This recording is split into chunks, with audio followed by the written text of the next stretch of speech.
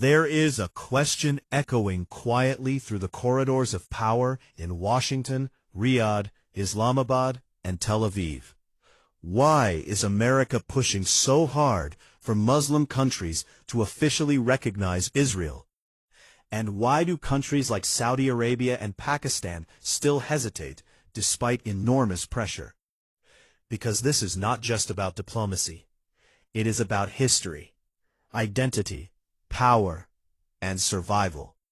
For decades, the United States has viewed normalization between Israel and the Muslim world as the key to reshaping the Middle East. A region once defined by wars could instead become an economic and military alliance led by America's closest partners.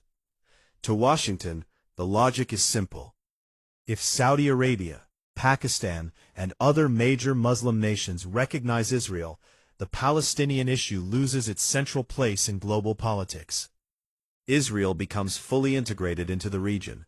Trade expands, military cooperation increases, and together they form a united front against Iran and rising Chinese influence. But behind the scenes, the story is far more complicated. For many Muslim countries, recognizing Israel is not merely a political decision. It touches the deepest emotional nerve in the Islamic world: Palestine and Jerusalem. Millions of Muslims believe that accepting Israel without a just solution for Palestinians would be seen as abandoning a historic and religious responsibility. And leaders understand this very clearly. Saudi Arabia, for example, carries immense symbolic weight because it is home to Mecca and Medina. Any move toward Israel is watched carefully across the Muslim world. The Saudi leadership may see strategic benefits in normalization, but it also understands the risk of public backlash and the possibility of losing moral leadership in the Islamic world. Pakistan faces an even more delicate situation.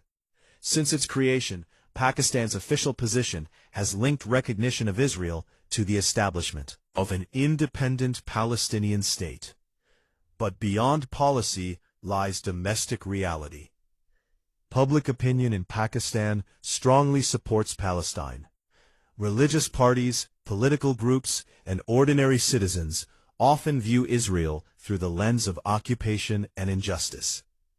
For Pakistani leaders, recognizing Israel could trigger political unrest and accusations of betraying ideological principles on which the country believes it was founded. And then there is another hidden layer. Many Muslim nations fear that normalization without resolving the Palestinian issue could weaken their bargaining power forever. Once recognition is granted, what leverage remains? This is why negotiations continue quietly behind closed doors.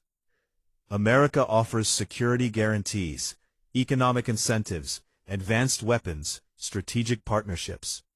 But Muslim governments know that one signature on paper could reshape regional politics for generations. The real battle is not only about recognizing Israel, it is about who defines the future of the Middle East: America, regional powers, or the people themselves. And until that question is answered, hesitation will remain. Because in geopolitics, some decisions change not just alliances, but history itself.